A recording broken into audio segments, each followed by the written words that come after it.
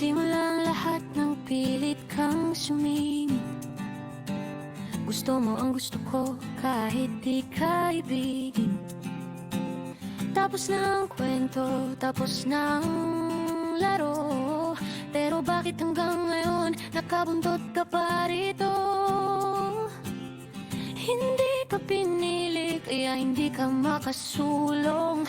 Ang utak at ulo ko pilit mong ginugulong. Noong 2023, nung tangka mong mag-aaway ng lalaking para sa akin, akala mo gusto ka.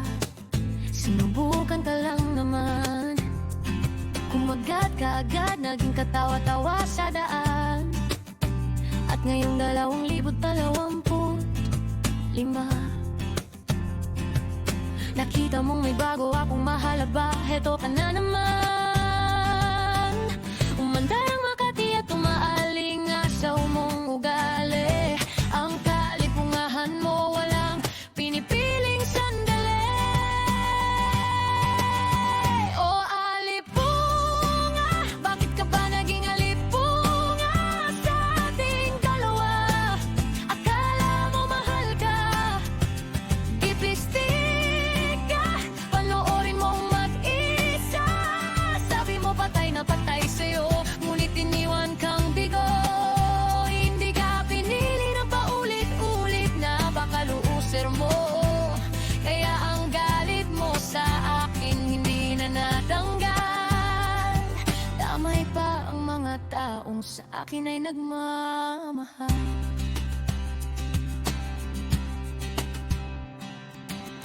Inggit at galit, puno ang iyong katawan. Sina Rose, sina Steph, pilit mong nadadamay.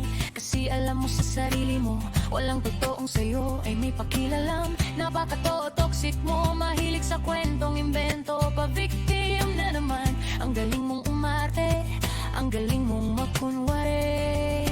Pero ang totoo, ikaw ang may uod sa budhe.